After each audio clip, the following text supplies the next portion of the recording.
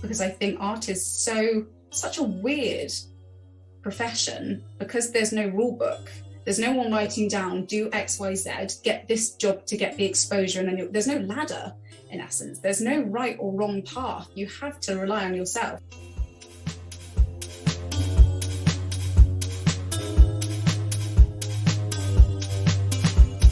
Welcome back to the Flowing Fruit Bowl, a platform dedicated to the discussion and exploration of art and the creative process.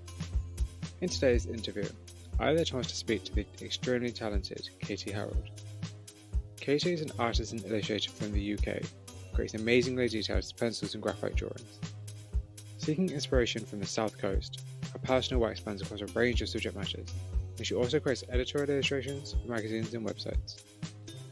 I thoroughly enjoyed my conversation with Katy, and I really hope you enjoyed it too. Tell us a bit about yourself and how you became an artist. Oh, okay. So my name is Katy Harrald, and I am a pencil and graphite artist working in sunny Dorset, which, if you don't know, is a county in the south of England. It's sort of famed for its beautiful landscapes, Jurassic Coast, wildlife, basically just being a lot of green space. I grew up between the New Forest in Hampshire and Dorset, so my work is sort of a direct consequence of growing up in the countryside. So I produce, I would call them sort of realistic depictions of wildlife, the natural world, so shells, fossils, plant life, trees, birds, mammals, insects, anything that sort of is not man-made, I would say. And I produce work for galleries, exhibitions, I prints, magazine publications, books. I think that might be the list of things I've produced work for. I think most artists maybe, I went to university to study art. I did a degree in illustration at the Arts University Bournemouth, which is east from here, not too far away. And I thought that would be the best place to start a career in art. And I've just sort of gone on from there. So that's actually one of the questions I wanted to ask you, which is perfect. It's a perfect segue. Okay. How did studying a creative degree set you up for being an artist? It was a long time ago now. When did I leave? I left in 2014, I graduated, which is really scary to think about. That was 7 years ago this year. I took a degree in illustration because I thought it would be the most commercially viable way to study a creative process. I thought it would have that sort of academic side to it, understanding an industry and dealing with clients, but having the freedom to explore creative expression, to try every creative medium, pencils, paint, printmaking, fabric, 3D, you name it, they were all for it. And we had different projects on illustrating for books, magazines, producing your own work. It was really, really a wide variety of subject matter that we got to respond to. I think what university taught me the most was self-discipline more than anything, because for 3 years, well, I was there for 4 years, I did a foundation diploma. For 4 years, you're almost left to your own devices a lot of the time. You'll be given a brief, much like in the real world, say a magazine comes to you or a gallery comes to you and says, respond to this subject. You've then got to rely on your own instincts and your own experiences to produce work. And it teaches that discipline to really understand your working process, to be able to pick up on inspiration and to kind of trust your instincts, but be able to approach it in a professional manner, to know that the final outcome has to be usable, it has to be workable, it has to appeal to the audience that it's going to. I think that's what it taught me the most. Okay, that's cool. And do you think that it's important for a creative to do a degree? No, not at all. I think I really loved it. I think it was a really good experience in some ways, and it was very difficult in a lot of ways. I definitely haven't gone the way I thought I would with my work. When I graduated, I had a very narrow view of what my work was and where it could go. And I think 3 years after graduating, it hadn't sort of materialized. I really thought that if I kept producing work, I would get picked up by an agency, I would get a publishing deal. And I really thought that's the way I would go. And I think having more of an outward, what would you call it, reach, going, what would you call it? Just going out and meeting people, going to galleries, going to exhibitions has been not more important, but maybe more helpful in understanding that the art world is just so much more varied than you'll ever think it is at university. University is important in so many ways, but I don't think it's the only way. I do think it's hard to articulate, I guess, because I really loved it. It was really important for me, but it is possible without it. Yeah, it's about making connections and networking. Oh, that's the word. Thank you. Connection is such a simple word that I just couldn't think of. It is making those connections, and they don't have to be highfalutin. It doesn't have to be, the director of the Tate or the director of, I don't know. It just has to be people around you almost. The work I've gotten has been from meeting someone at a coffee shop or going to see another artist and talking to them.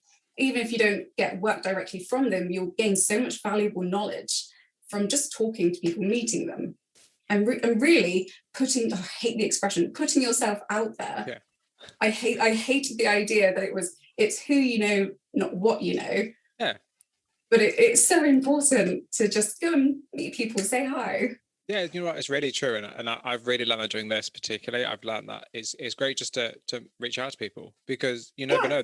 You never know, they might just say yes. Yeah, yeah. What's the worst somebody's ever going to say to you is no? Yeah, and exactly. It's never personal. And people generally want to help. I love when people come to me and say, hi, how did you do that? Or where do you work? Or how did you get that done? Yeah, I'm not in a competition. I'll help anyone. I think that's really refreshing, because I think a lot of artists can be very sacred about their work and very they hold it close to their chest. They do, yeah. I do understand. I think a lot of artists are very precious with the connections they've made. So if you have a massive list of publishers and their direct contact details, you're not going to want to palm it off onto someone that hasn't done the legwork. But I mean, I've never had anyone ask for that, so I don't know much about that.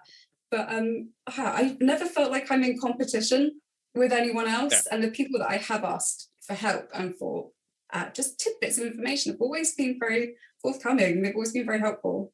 I think that's a really, really, really good thing to see. And I like that attitude. I think it's great. I think that's what leads to success, and what leads to because you put a lot less pressure on yourself, because you're not like, oh, I need to do better than this person, or oh, this person's better than me. You're just like, okay, I'm going to do what I want to do.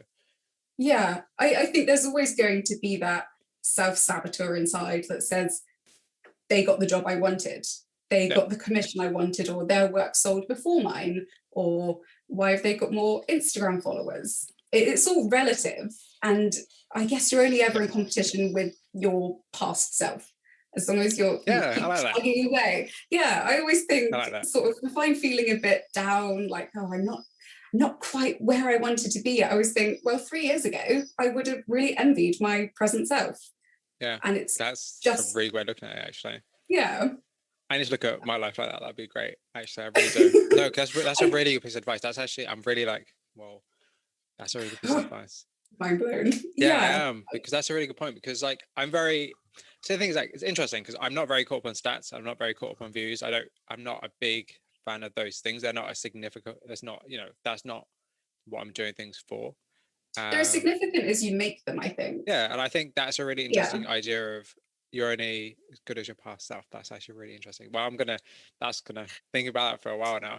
New life motto. Yeah, really, that's cool, because you're right. There's just so much truth in that. That's really interesting. Yeah, I mean, I don't want to put too much pressure on myself, but I always want to kind of make my teenage self proud. Like, oh, I kept plugging away. And actually, that's actually quite a nice consideration, to make yourself proud.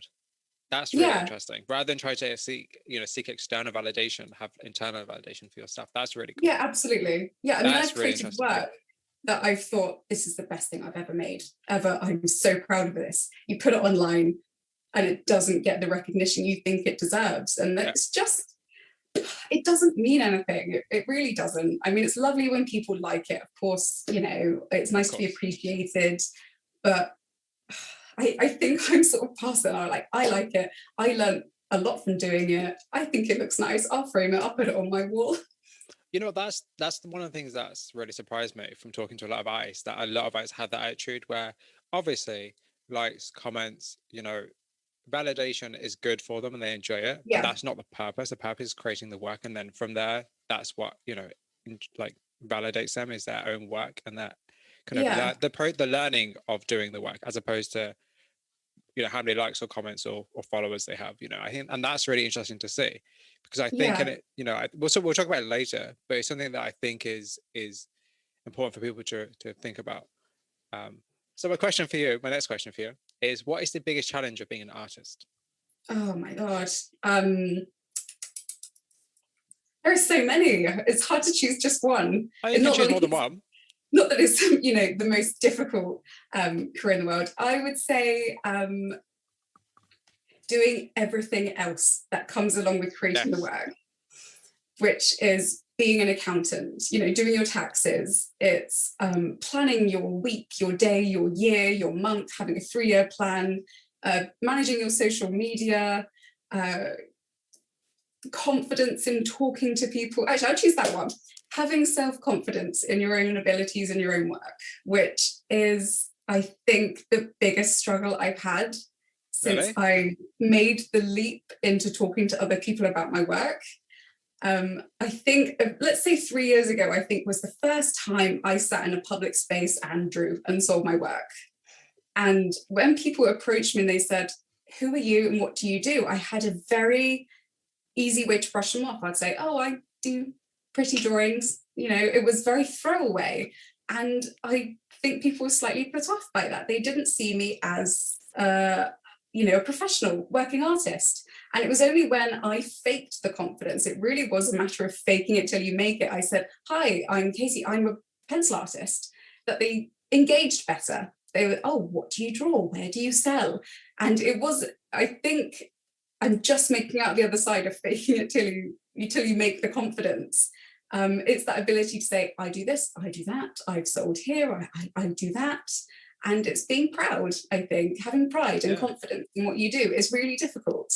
I think that much is true for other aspects of life, but especially for an artist, I think, because art is so personal and you spend so much time on something. You know, artworks can become very close to your heart, and to put it out into the world and talk to other people about it with the possibility of critique is a very scary thing. I think actually that was another good thing about university was being critiqued almost weekly. That was really helpful. I think I have slightly, you know, alligator skin to that now. I sort of crave the critique now. I want people to say that's slightly wrong. But I can fix that. I can go back and do that. So I think confidence is the hardest thing. And that actually leads me to a question I was going to ask you much later, but I'll ask you now. Talking about things being out of order. So what kind of feedback do you prefer when you post work online? Oh, people aren't very forthcoming with their critiques online. I don't think I've ever had somebody say, I don't like this, or this isn't as good as your last one. Social media is very good for throwaway comments like, I love this is lovely. I really like it. Me on every single account that I have. Love this. Next one, love this, next one. When I comment people's work now, I try to, I think, engage a little bit more. You know, why do I love it? Why does it work? Which I think you know, those are the comments that I really like. And when people then send you a direct message just to say hello and say, really love what you're working on at the moment, or what are you doing next? Those are the nice comments. If I want genuine critique, my partner's also an artist, so I wait till he gets home. And then I say, why isn't this working? Or I think I like this. And I can always tell by either he's very quiet or his head will pop to one side. And I know I'm in for a bit of a critique, which I like. And my brother is very good at critique as well. He's not in the art field at all. So I really value his Well, absolutely. I think opinion. that's really important. I think it's important to have critique from all walks of life, and people who do Yes. like art and people who don't like art. But how do Yeah. you know? But how do you know who's worthy of giving you critique? Like, Yeah, because I think most artists have definitely received critique and they haven't applied it. I think we've all been guilty of that. We've all gone, no, it's perfect as it is. I think there might be a sweet spot in between. I think everybody's comment is valid in a way. That's a hard one to quantify, isn't it? How much people's critiques are valuable. I don't think I know the answer to that. I think I just take on board critiques and try to please everybody. No, that's a great answer, because it's an honest answer. I think my work, all I've ever tried to do with my work is kind of, when people look at it, I just want to make them happy and smile. I'm not a very conceptual artist. Yeah. I think my work exists. It makes me happy and I want it to make other people happy. So when people say this isn't quite working, I will try to fix it. I remember I had a gentleman commission a portrait of himself for his birthday. It was a birthday gift to himself. It was a lovely photograph he'd taken. He was a professional photographer. So I went away and I did the portrait and I showed it to him and he didn't like it. And it was the only time somebody has come back, well, not the only time, it was the first time somebody had come back and said, this isn't what, I envisaged. And that was really difficult. It was face to face. It was one of the most difficult conversations I've had. And he was pointing out, I don't like this over here. I don't like that. I don't like that. And it was really helpful. I went back, I did it. He was pleased with it. I learned so much from that. He was very forthcoming because he was also an artist. And it was very interesting. He had he had a very good artistic eye for what he saw in an image. And I learned so much just from that one commission that has applied to all of my work since. That's amazing. And I think it's nice that it got resolved in a positive way, as opposed to, when I do a lot of work for magazines, sometimes you send it and they say, change this, change that, which is absolutely fine. It comes with the job. But this is the first time when the whole image just wasn't what he had envisaged. And it was, I had no problem with redoing it, restarting it. But for example, the main thing he came back with was he wanted more contrast. He wanted more darks, more blacks. And I think just that one critique has made me sit back and look at my work in a very different way, which is very interesting. I've never had one critique that's changed my work so much. So I owe him a lot. Yeah, that's interesting though, because it's like, how much do other people change your work as opposed to you change your own work? That's really interesting. And I think that's why commissions are an important thing. I think that's very interesting because you do commissions and personal work. And I think, how do you balance the two? And how do you kind of separate the two as well? Yeah, I think commissions come from when people have seen your personal work and they want something of their own that kind of emulates your style. So I do a lot of portraits and a lot of pet portraits as well, which I really love doing because it's so personal. And something like a dog portrait, say people will come to you and they want to tell you all about their pet, which is lovely. I really love to understand their dog's personality, what their name is, if they wear accessories, they're a bit cheeky, I'll try and get that in, which is very different to my personal work. But what's the difference between, I guess there is no real separation between personal and commissioned work. In that sense, it's the same working process, it's the same techniques. I still put as much of myself into it, but I think there's more of the client personality as well in a commission, and there is that balance between what you would want to do and what they want. So if I'm communicating with a client via email, they will send me 100 photos of their dog and I will whittle it down. I will put, can I put in some blades of grass? Can I put in their favorite toy? Because I like my work to tell a story sometimes. And I want to incorporate that into commissioned work as well. So what's your favorite commission you've done so far? I get, is it a commission? I get invited to a lot of shows in America, there's a wonderful set of galleries called Talon and Antler in Oregon, in Portland, Oregon, run by Neil and Susanna. And they sent me a list of shows they had coming up that all had these wonderful titles. So there was Tondo, which was Create Circular Work, and Poison Garden, and there was Unnatural Histories. And you're sort of given free reign, and then you send the work to them and they show them amongst some of the most incredible artists. I think one of the shows I really enjoyed was Unnatural Histories, which is where you had to take a myth or a legend from where you live and create an artwork around that. So I did, I live in Dorset, so I was looking at Dorset myths and legends. So I live near, there's a place called Badbury Rings, which is an Iron Age hill fort. So I was looking at ghost stories from there, and there's something called the Dorset Oozer, which I can't remember. It's some sort of like buffalo-headed man with horns. But I ended up doing the Portland Mer chicken, which was a 42-foot chicken that crawled out of the water in the 18th century and terrified a load of sailors. And he had a giant hat on and a scarf. And I thought, perfect. That's exactly what I want to do.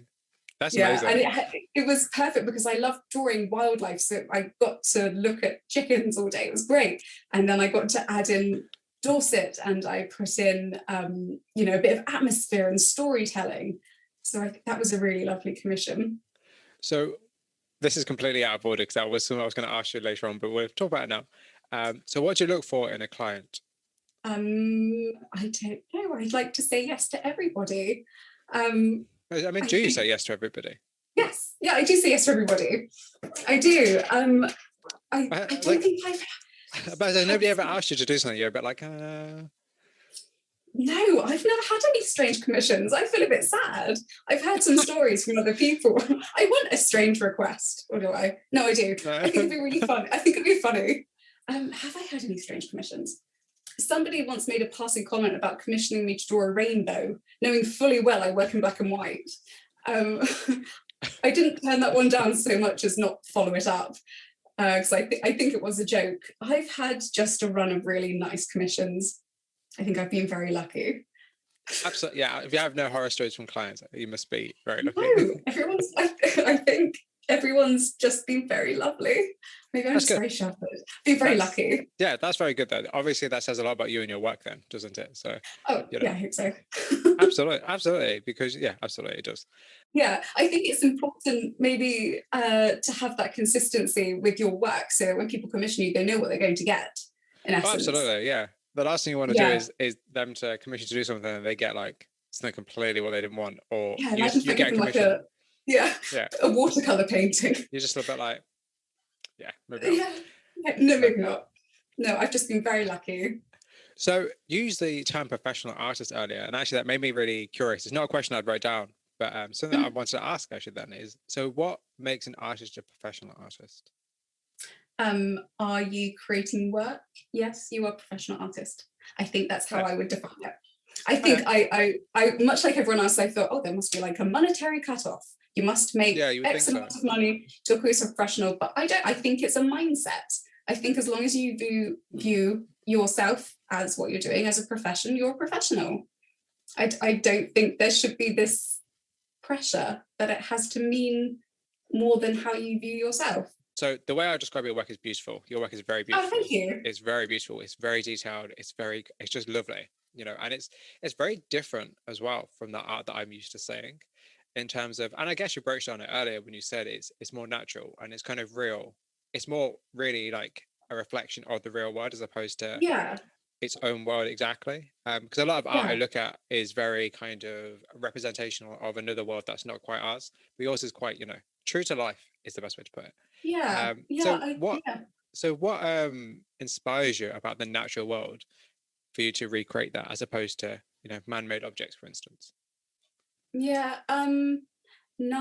I'm going to go against the saying that nothing is stranger than the truth. I think I'm very lucky to live in the countryside, and it took me a few years after graduating to realize just how much I loved being outdoors and why aren't I creating work about this? It was almost that sort of light bulb moment. What am I doing? Why am I not doing what makes me happy?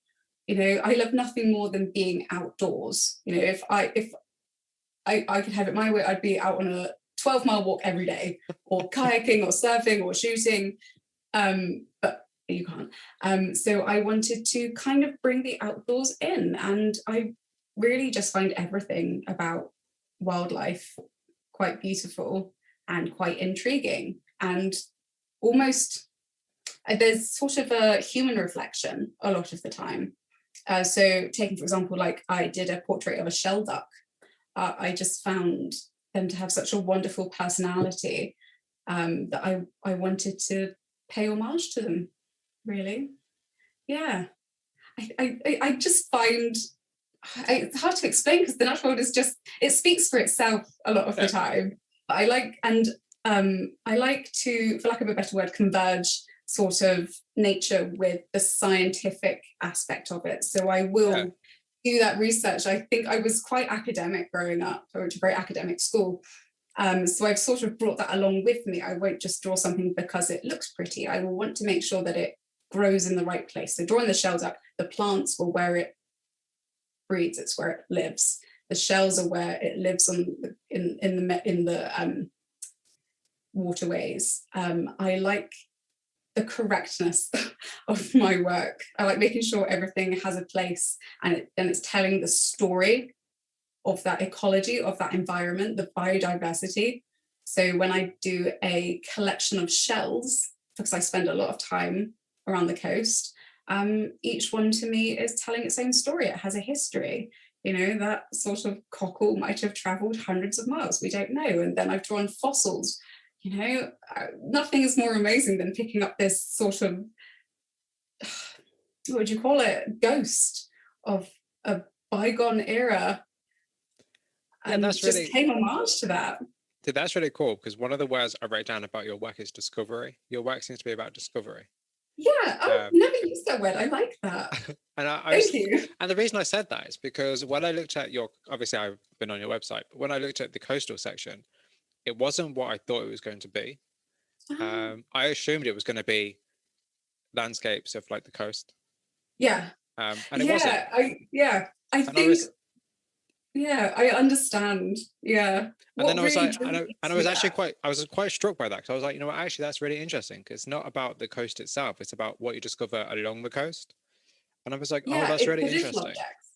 The little objects can tell the whole story of a place. So I did a drawing about Shell Bay, which is down in Studland, and it was, oh God, they have how many different varieties of shells that tell the whole story of just that one tiny stretch of coastline. So instead of showing the coast in its entirety, it's just that one. If you look down at your feet, that's what I kind of wanted to capture with my coastal collections. You look down at your feet, you see a whole different world in itself. Yeah, your work is very refreshing. Oh, thank you. I like that. It really is. Like, I look at a lot of art, you can probably imagine. I look at a lot of art every day. And I look at a lot of portraits, I look at a lot of landscapes, I look at, obviously, well, because they're kind of the main precedents of art, I guess. But, you know, your work is definitely, it's just, I don't know, it's just different. And I like that. For me, at least, like maybe to other people it's not, but for me, it's very different. It's very different to what I look at. And it's very different to what I would say I'm not saying I don't like your work, but it's like I've kind of come to realize what my certain aesthetic is in terms of what I like. And yours is very different from what I like, but that's kind of why I like it. Yeah. No, it's very interesting. It's like music. I mean, most of us have sort of like a genre we like listening to, but then there'll be occasional like 90s rap thrown in there, or like Gregorian chant or ABBA. You know, it's sometimes you can't pinpoint it or explain it away. I think what you like is what you like a lot of the time. It's like really inelegant. So your work is monochromatic, which is, well, mostly. I think there are some stuff you do in color as well. But mostly monochromatic. And that's actually super curious. I was really curious about that. So is there a reason for that? It's kind of lack of a reason, I think. When I was at university, as I said, we were very encouraged to try every different creative medium. And I really found it difficult to move away from drawing in pencils. There was something that just caught me, really. I mean, we all draw growing up, but when I started using pencils in one project and treated them as a medium as opposed to just a means of sketching, it changed it for me. And there was so much I had to learn to use them. I think I was just really surprised, because we think of them as they are. They're very, very simple tools. They're very accessible, but they're also exceptionally complex, and they are a professional tool. And I started using pencils as a way to teach myself tone and contrast, Yes, which is what a absolutely. lot of artists do. They will start a sketch in black and white and then add colour on top. And I just never really moved on for it. I never covered them up with paint or coloured pencils or gouache or whatever. I think maybe I would like to introduce more colour into my work, but for the moment, I'm just still really entranced by the effectiveness of black and white. And I think they're timeless. Oh Um, yeah, 'Cause absolutely. I think, yeah, colour fashions do come and go, and colour can evoke different emotions in people, but I do think there's something universal about black and white. And I Yeah, mean, you can't see it now, but on the wall opposite behind my computer, sorry, you've got the most boring view of my white wall. I have some cutouts from the Punch magazine, so black oh and wow. white, and we have a lot of etchings and old sketches framed downstairs. I think I realized I was always collecting black and white images, and I Oh, wow. think it just happened. No, I'm just curious because, as you said earlier, like color can really add emotion to an image, and I think Yeah, it's really interesting to see people work without color, and it also gives your work a lot more depth. I think because as you said, it's yeah, about tone. There's a lot more depth there. yeah. It almost creates like an otherworldly feeling sometimes. It can be almost quite poetic, I think, and you really can achieve amazing. This isn't just speaking from my own work and myself. Many artists still use, black and white in different mediums, and I'm just drawn to them. I just think there's something so magical about monochromatic work.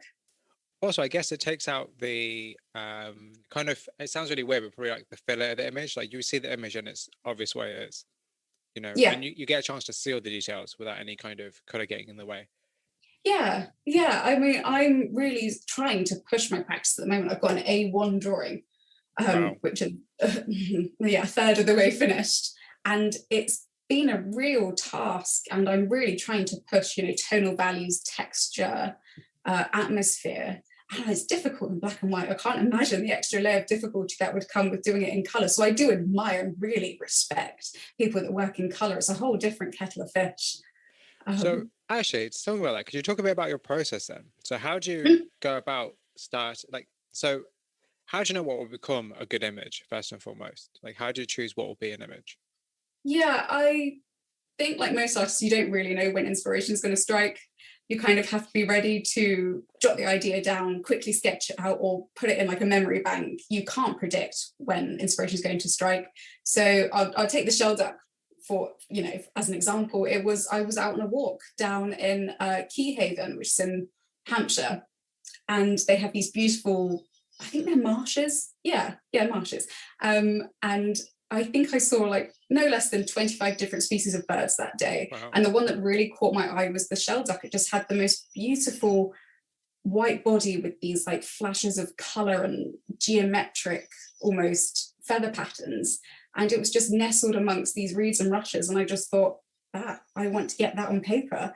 I Yeah. need to draw him. He's beautiful. And I didn't have a sketchbook on me, which is a horrible confession. I really should keep one on me. I'll make a promise to keep one on me. And I got home and I quickly sketched out. It was a really simple pencil sketch of the shelduck in profile. And I thought, I want to work from that. And I just read every book I could about this bird, Googling it, watching YouTube videos.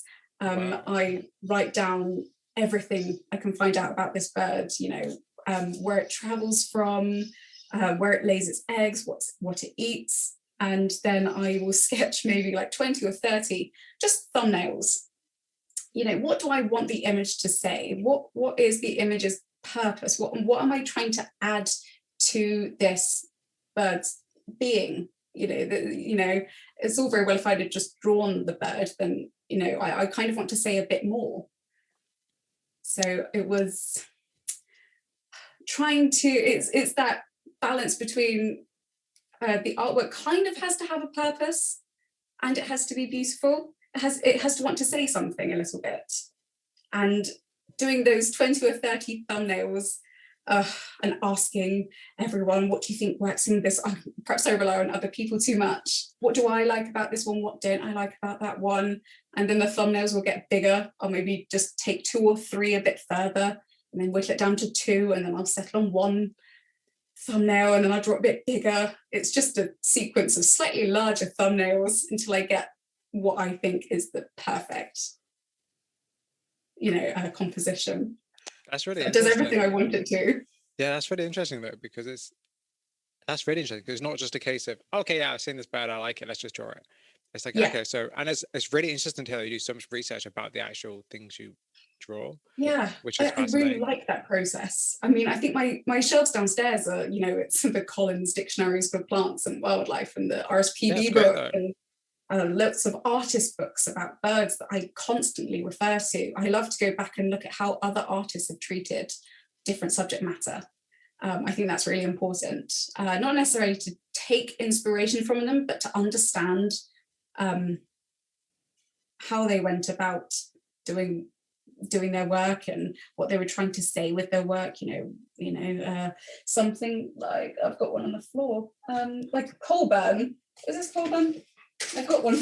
Sorry, looking through my books. This is Michael Warren's Shorelines, and he has a beautiful painting of a green heron in Connecticut. I'll show you. It's really nice.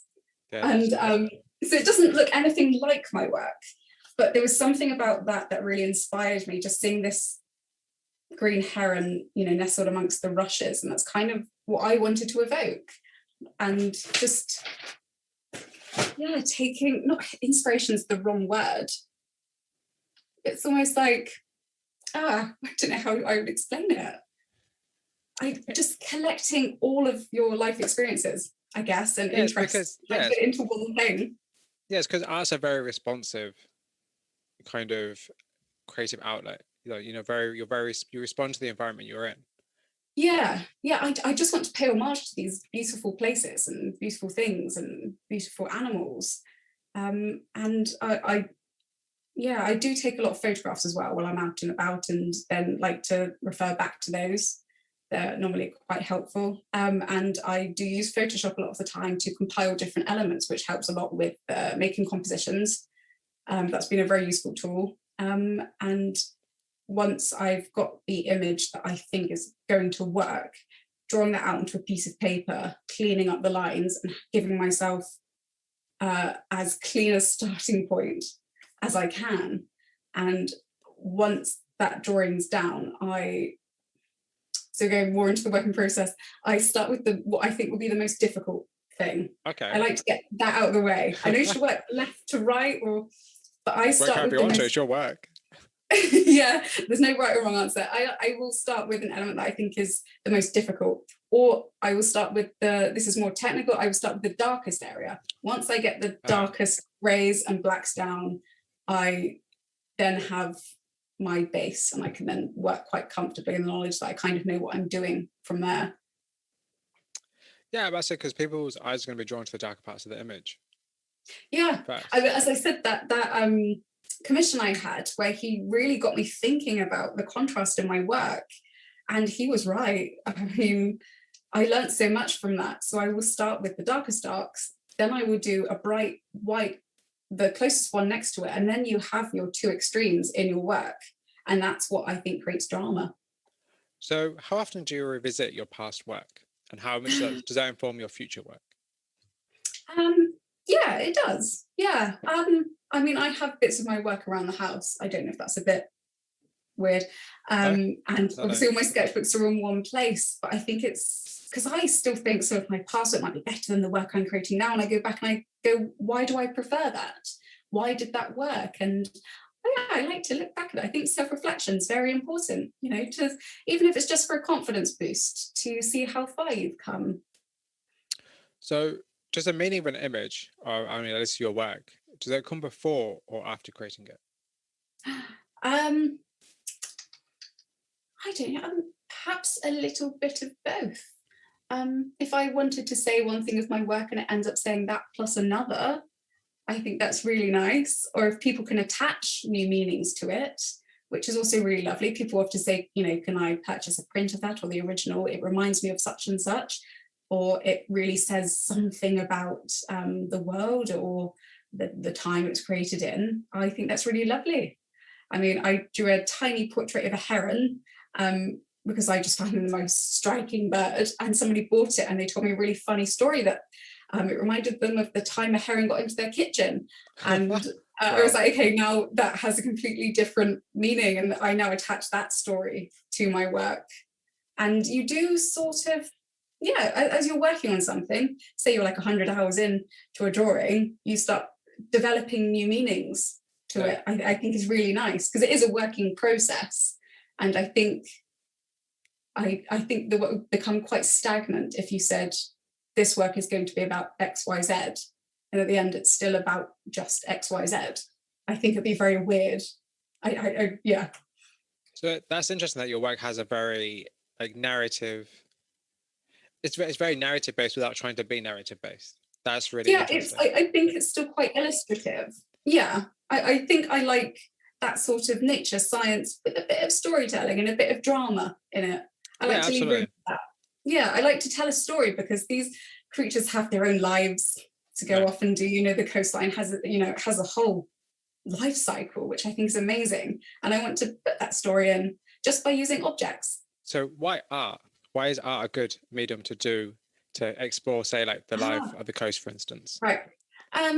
Art is a universal language, I think.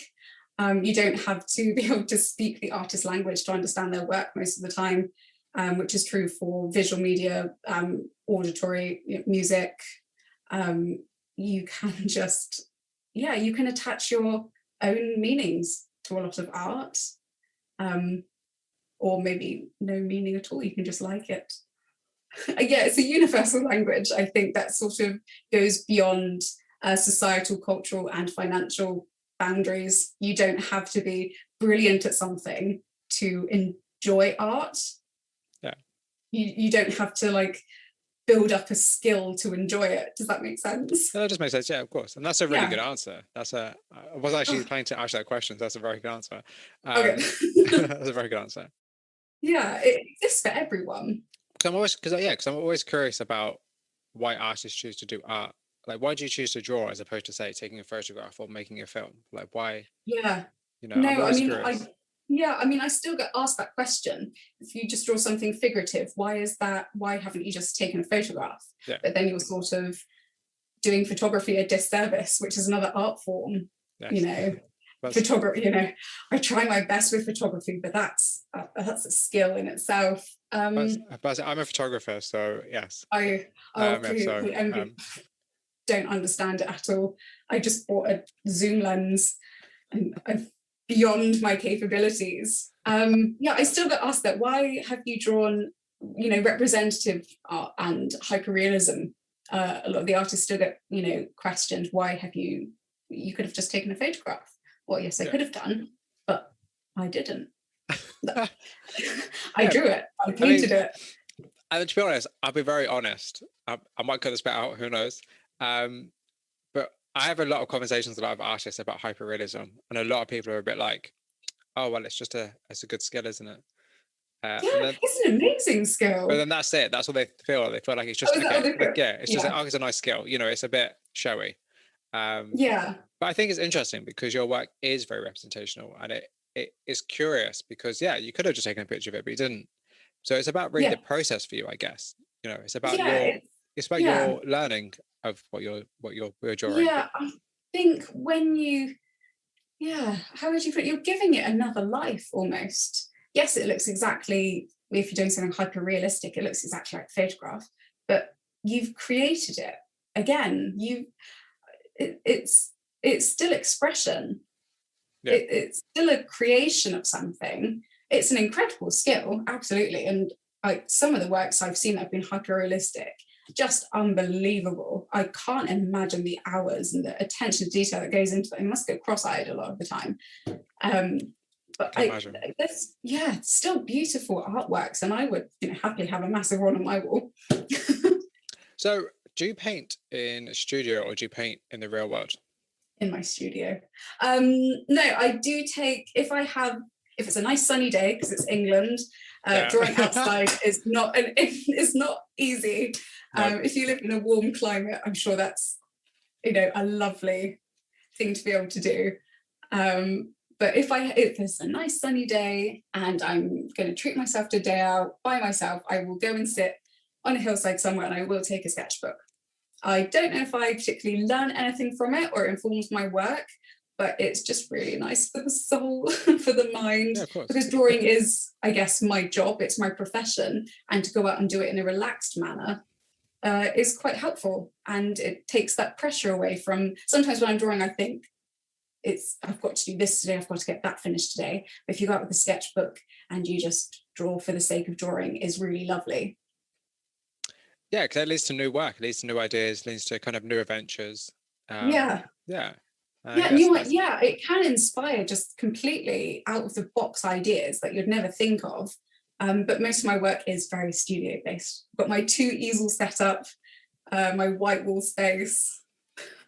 So I did an interview with an artist called Mark Thompson, and one thing he said about working in a studio is the idea of being lonely. And I don't know if you can talk a bit about that. And that's something that I've never really thought about. Talking about, because you're with yourself all the time. You work by yourself in a studio. Can you talk a bit about that? Sure. I've been working in a studio since graduating, so 2014. So this is my 7th year of doing it. I don't think I've gone mad yet.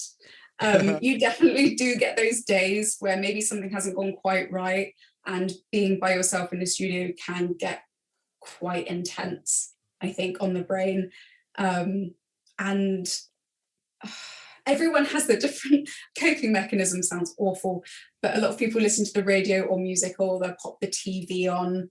But I'm lucky enough that I really enjoy what I do, and I'm quite disciplined in that I can say I have to work from 9 to 5 today and I have to get it done.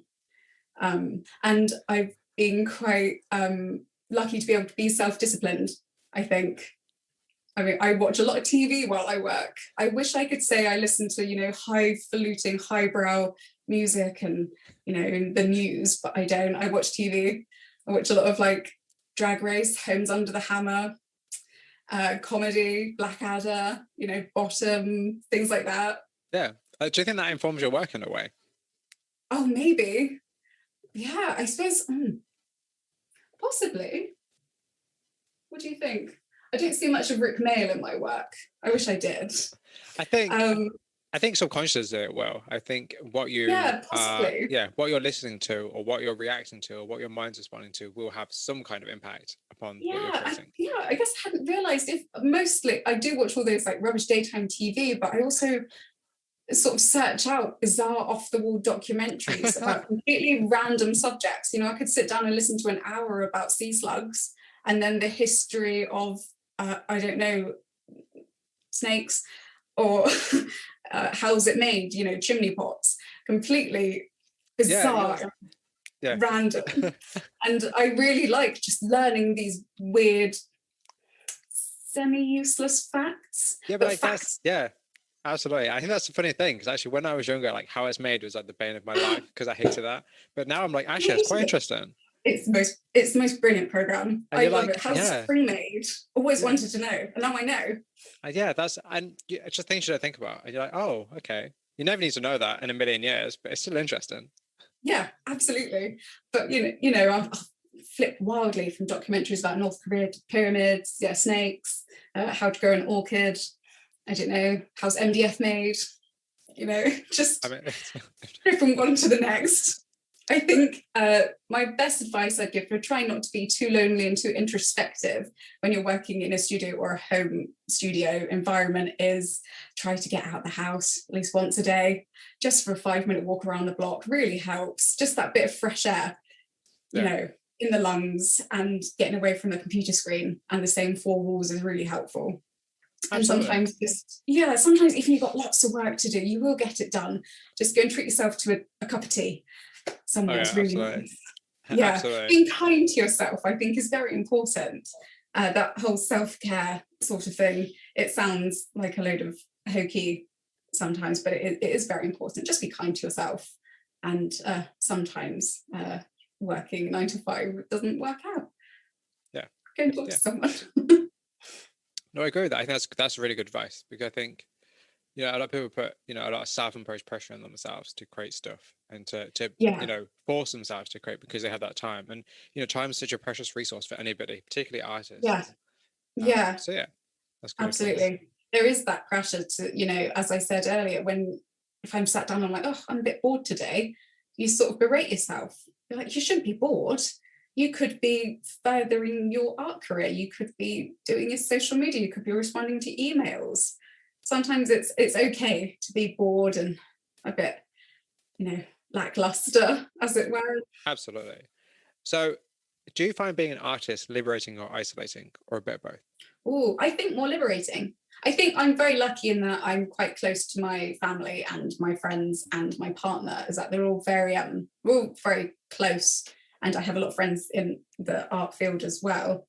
So I don't think I've ever felt isolated. I think I've just had a really good support network. I've been very lucky in that sense that people have always understood kind of what I'm aiming to achieve. Um, and because a lot of people are in the same position as me, so I've always been able to empathize with them, and I've always had people empathizing with me in my situation sometimes. As many artists, you have troughs and peaks in your career and your year, and I don't think I've ever felt like I'm alone, which has been very lucky. And I think if you do find yourself in that situation, I know it's easy to say and harder to do, but reaching out to other artists has been sometimes a lifeline to me. Just asking someone, I just need a bit of help right now. What do you think I should be doing? Or how did you create that work? Or how did you get that dream client? Because if you don't know, you don't know, and that can be quite isolating. Because I think art is such a weird profession because there's no rule book. There's no one writing down, do X, Y, Z, get this job to get the exposure, and then there's no ladder. In essence, there's no right or wrong path. You have to rely on yourself, and that is isolating. But asking other people, being inquisitive, will be really liberating because it will just help you. That's a beautiful answer. That's a very good Oh, thank answer. you. No. As I said, I'm always open for people just asking me any questions about art or what I do online. There's no such thing as a stupid question. Oh no, I agree completely. I completely agree, and that's what I love. I love the idea of community. It's something that Yeah. I've realized is really important. Yeah, and almost taking a chance that other people are nice. Oh yeah, absolutely. Nobody's out to sabotage you or to be mean, which is the best, I think, is the advice that I give to people most often. You want to sell work in that gallery, ask them. Absolutely. They might be. Going to say no. They might say no, but it's never personal. They're not out to attack you. It would just be wrong for them at that moment, and then you can ask them, why not? Or in the amazing scenario, they say yes. Isn't that wonderful? You've done it. I think that's the best advice I can give for trying not to feel like art is isolating, is that it is a really, really big community, and it does cross borders and oceans. Is that we're all trying to work together to just share what we love doing. So do you feel like you are part of a wider art community? Yeah, which is really nice. And only I think since I've been invited to some international shows have I felt like in some ways that what I'm doing kind of belongs without, it is a difficult one because some of the communities are quite disparate from each other. There are different kinds of art communities. What gets into the RA summer show is very different to what gets into a local gallery. They're very different communities. And there's communities of working illustrators and communities of working photographers, but we're all kind of working towards the same goal, which is just celebrating art in its different forms. And I hosted a show a couple of years ago. I hosted a summer show with my partner where we invited local artists to show their work. And that was nice to create. We kind of created our own community with those people. I mean, we had a woodworker that wasn't particularly selling his work on any platform. And then we had some really well-established printmakers and fabric designers, paper cut artists. We had ceramics. And it was really wonderful to see all these different art forms come together, and it kind of created its own little community for a while, which was really nice. Yeah, because you never know who you're going to meet. And I think that's what really fascinates me about the art world is, ego aside, you just don't know who you're going to meet.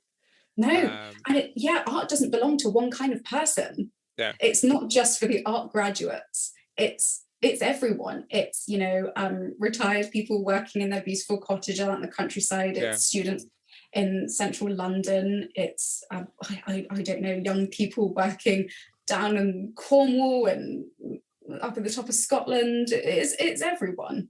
And when those communities come together, it's really quite exciting. Absolutely. So my next question is actually not my question. But okay, so there's an artist I interviewed called Simone Rasheva, and she creates these really lovely portraits.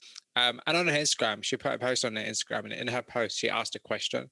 And I read the question, I was like, this is such a good question. So I messaged her and I said, listen, can I use this question on one of my interviews? I said, I reference you, but can I use it? She said, sure. So this is her question. Okay. But there's a period of text before it. So okay, the text says, it sounds quite hard to detach yourself from what you create and try to see it from a different perspective. It is, however, very easy when you give yourself a break from looking at the work. And when you see it again, it sometimes looks like a completely different one. And the question, do you think that time changes our perception of the works, or do we ourselves change and that translates into the work? I like that question. It's a very deep question. And I'm going to be very diplomatic and say both.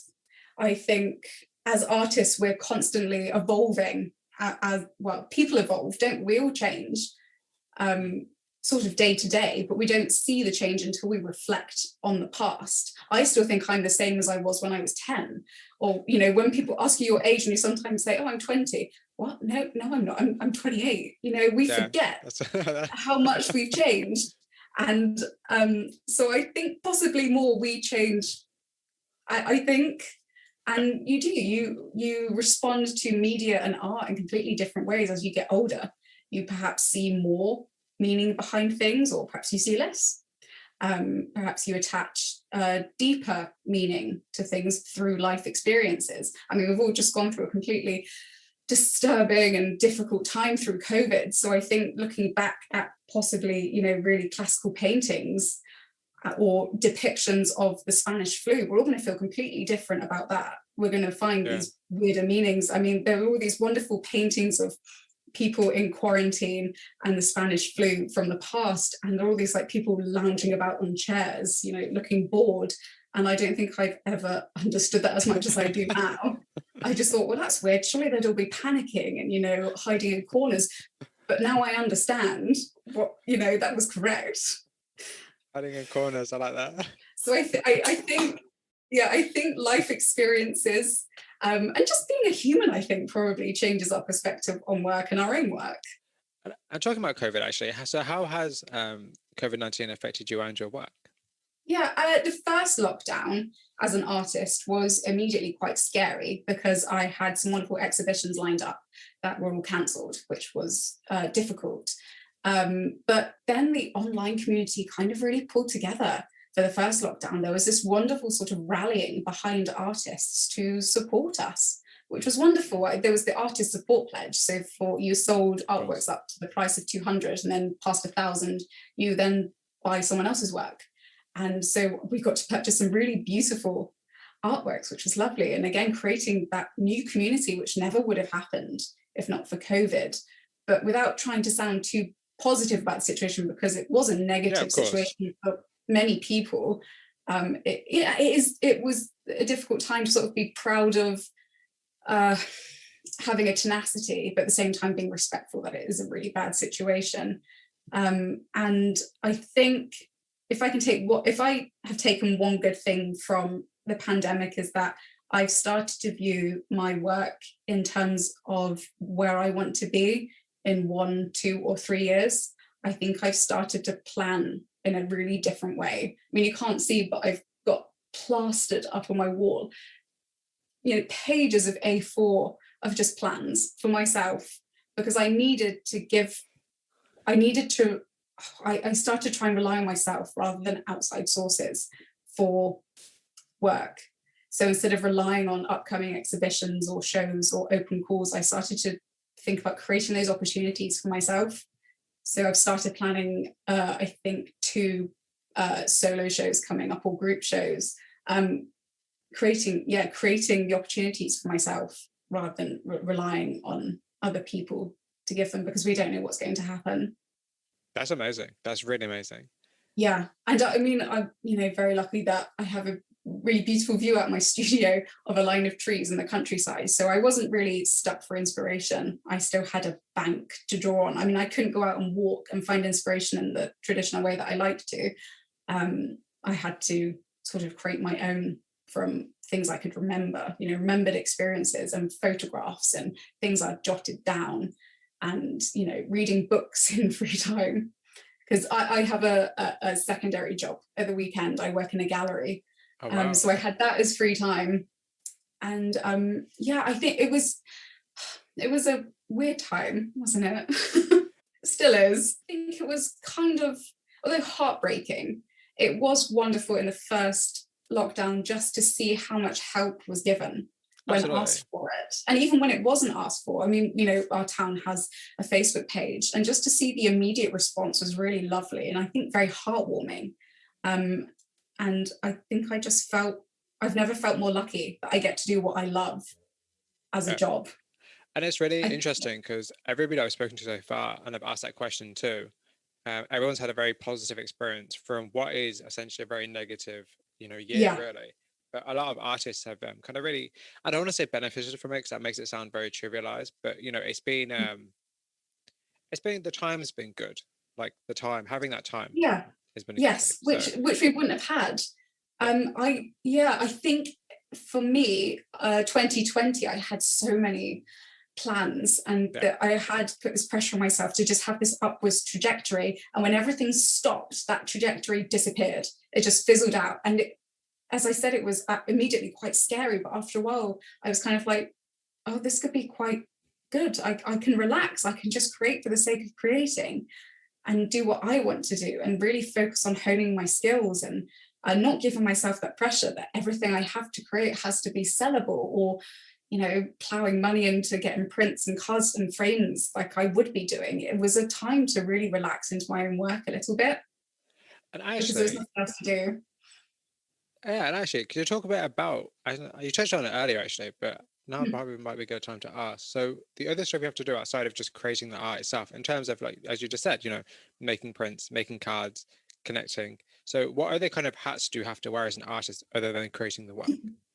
Yeah, really fun ones. So answering emails, emails, going to meet people. There's a very personable professional side to it.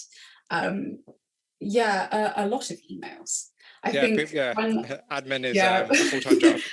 Yeah, when I first spoke to professional artists and I said, what's your time like? And they said, well, 20% creating artwork and 80% emails. I thought they were over-exaggerating, but they weren't. I think my time's probably about 50-50. So there's that side of it, which I would call admin, and then you have your accountancy side of it, which is an ongoing learning process of keeping a ledger. My grandfather owned a pharmacy years ago, and he told me to always keep a physical copy of your accounts. And that's really good advice. If I can give it to anyone, keep a physical documentation of your business account, what's coming in, what's going out, and it will give you a really, really good insight into how your business is running. And then I suppose you have your social media hat, which is a very, very difficult one, and it doesn't fit very well, and it's kind of awkward, and I don't really know what I'm doing just yet. I think it's a difficult beast to tame, social media. The more effort you put into it, the more you get out, essentially. The more meaningful comments, likes, follows, engagement that you give, the more you will receive. And I think that's just the way algorithms work. But it's also quite nice to give back to your art community. If you see something you like, tell that person. I think that's really important. And for yourself as well. It's nice to be appreciated and to appreciate. It's almost like that, Absolutely. I agree. Give gifts to give them, not to receive. Yeah. But social media, I think, is important to remember that it's never a reflection of real life, ever. It's a very curated, very, I wouldn't say dishonest. I think I would just say curated. Social media is a very curated representation of somebody's life and their work. I'm not going to put up a photo every day of me working at my desk with a cup of tea, I think people would get very sick of that. But that's the reality of it. It's, an 8-hour stretch at the easel, but you just want to show people the lovely work at the end, because I guess that's kind of what it's all about. I think, are those all the hats? I think those are the hats. Yeah. So why do you think that, like, the business side of art, and particularly when you said about taxes and you're saying about keeping ledgers, why do you think that's very under discussed? Why do you think that's never really kind of present on social media or very kind of at the forefront? Because that's really the most important part. Yeah, I've seen only a handful of artists really discuss that. And that's kind of when we had visiting artists at university, I always asked them that. Thinking back, I hope it wasn't too rude, but I always said, would you mind if I ask you a few questions about the financial or the business side of what you do? And they were always quite, okay to chat about things. Because it's quite awkward. And I think being English as well, we're kind of taught that we don't talk about our incomes or our outgoings or how we live, because it's, I suppose, seen as a bit vulgar. But I think for an up and coming artist, I would still consider myself to not established. I would always consider myself as emerging. I don't think there's an end point. So I think finances and business is quite awkward. Nobody really knows what they're doing, I don't think. Of course. Maybe. Of course. Yeah, we're just trying, I think. Yeah, nobody really talks about it. I think it's awkward and it can be uncomfortable, and we don't want to show that rather vulnerable side of ourselves. We like the mystique, I think, that we can put around ourselves as artists. But do you think that becomes a problem because it creates an illusion of that art's just about creating really nice work and selling work real quickly? Because you lose the kind of, and this is kind of what I was trying to do with this platform, is that you lose the kind of process of being an artist and kind of like the hard work that is to become an artist, because it's not just painting really great images or drawing really great images and selling them. It doesn't work like that. There is a veneer, I suppose, isn't there, that all artists put up, because we just want to be seen as these expressive, creative people. But there's this whole boring side, well, not boring, because there are many accountants out there that absolutely love it, absolutely, but difficult, I would say, and rather academic side to it that isn't quite as exciting or romantic or poetic as the artwork. And I think a lot of artists, some artists are very lucky to have somebody handle their business side of things. But I kind of like being in charge of that myself. I like sort of not setting myself goals as such, but being aware of what's happening. I kind of like, I guess if anyone wants to apply to be an accountant for free, that's fine. But I take the offer. I think that's a good point though, because it's like, personally, I'm not a control freak, but like everything I do for the Flying Fruit Bowl, I do myself. So all the cover art, all of the music for the podcast, all the interviews, themselves, everything, emailing everybody, all the admins, I do everything myself. It's just a one-man show. And do you get like a sort of like self-satisfaction from those days where you've just done numbers or emails? I think I get quite a kick out of that sometimes. You feel like you've achieved something. Yeah, like there's something about it that I wouldn't want to give somebody else control of that without my approval. It's still such an important part of being an artist, is those emails and those invoices you send and agreements. I don't know, I get a weird sense of pride doing a tax return or sending an invoice, because it's one of those things as like a teenager, you think, oh, I'm never going to get to that stage where I have to send an invoice, and then you've sent your like 30th one and you're like, yeah, absolutely. No, I think it's because of it's a representation of you, isn't it? Which is a representation of your work. That's why. That's why. But I think control is a really interesting consideration, because there's a lot of artists I email and I don't realize they have like managers. So when I send them an email, their manager gets back to me and says, oh, we've spoken to this artist and they'd love to feature their work and stuff. And I'm like, oh, I thought I was emailing the artist. And I'm not. Okay, so my next question, it's so I listen to a lot of art podcasts, which is funny because obviously I do interviews, so it's funny. And I was listening to a podcast yesterday, actually. It's called Art Grind, episode 59, because I'd really love to reference what I listen to. And they were talking to an artist called Tim Lowley. And in it, he was talking about that he only really creates work when he has an exhibition coming up or he has a purpose to create work. And as somebody such as yourself, who is very busy, how do you find creating work outside of creating for exhibitions? Like, do you find it easy to create work? I think my work is still 50-50. I think this has been a weird 2 years where I've just had a string of commissions and gallery work. It's just been lovely, but I've definitely had those years and months and years where I've just been creating for myself and for the hopes that somebody will love it and, buy it from me. That it's such a crazy concept to me that an artist can sit down and create and somebody will buy it. It's like an amazing thing, isn't it? It's not something I don't think we were taught at university, that you can just create work that people will buy. Like, that's a viable career. I just enjoy drawing. I think I'm very lucky in that respect, that I'm quite happy to sit at my desk and just create for the sake of creating.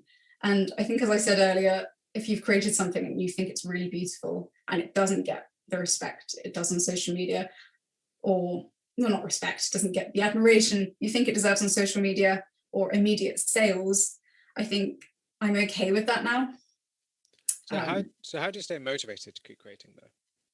Oh, I think just keeping so inspired by different things. And I have too many things I want to draw and never enough time to do them. I've got such a massive list of work I wanted to create this year, and we're already almost into May.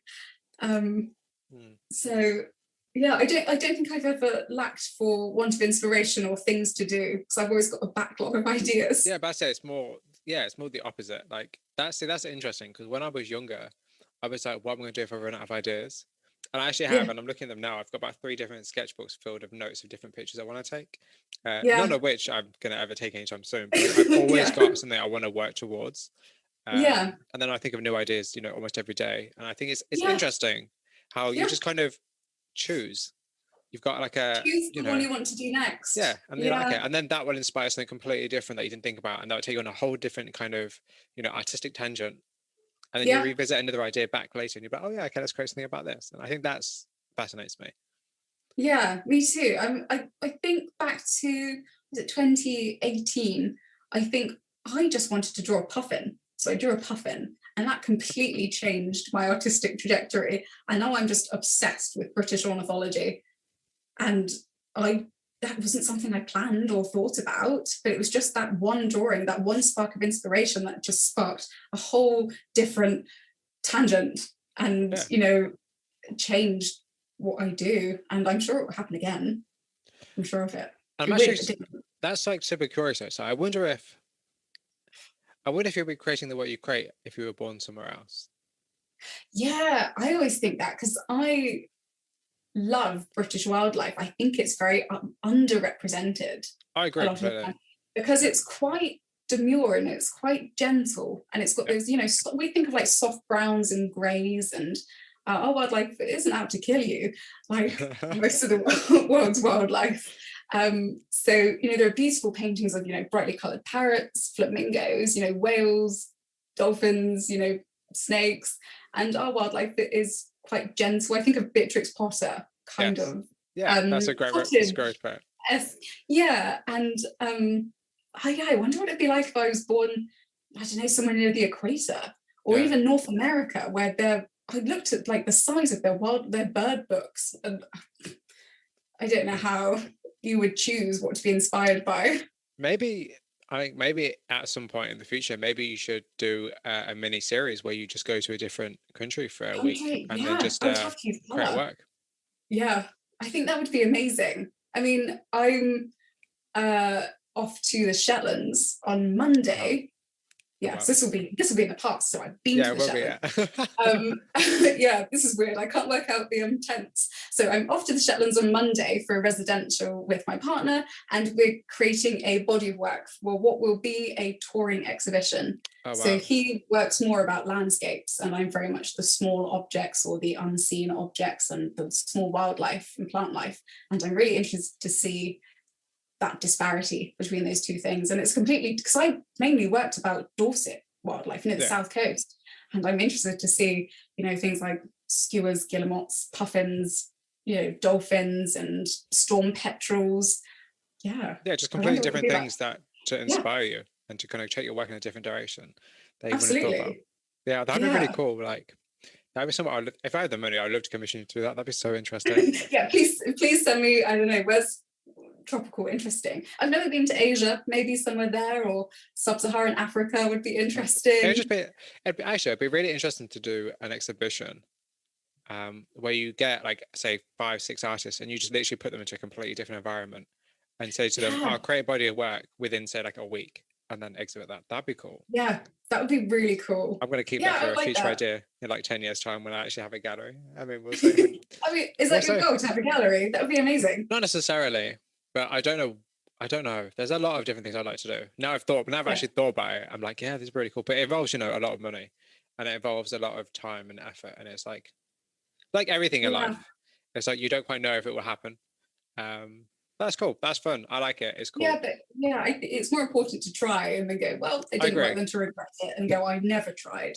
I completely agree. But then, that's quite a privileged way of talking, isn't it? Yeah, no, it is. And not just that, like, you should do it whilst you've got the time, I guess, because, we're all getting older, Don't start thinking about my own mortality.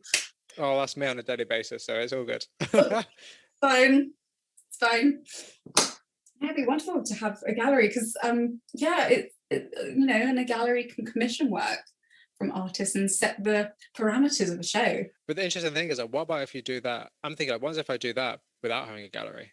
I can still do that. I've got a platform.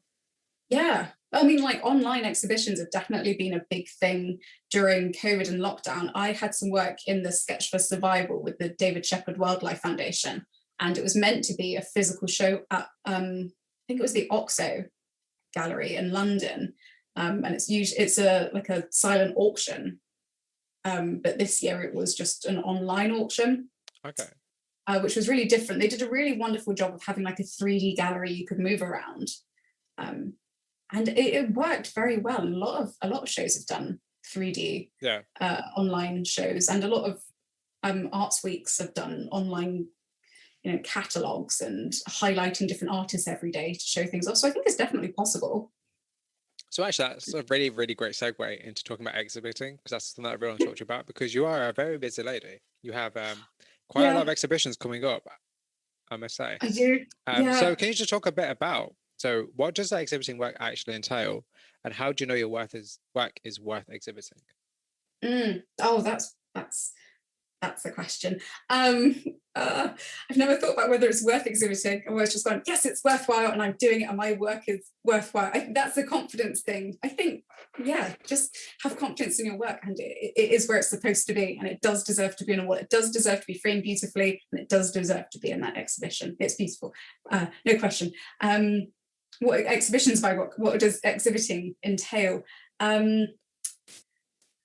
Aside from creating we'll start from the beginning. Say I've been invited to an exhibition and the parameter is, so I've just done one called Poison Garden. Yes. And that was the parameter.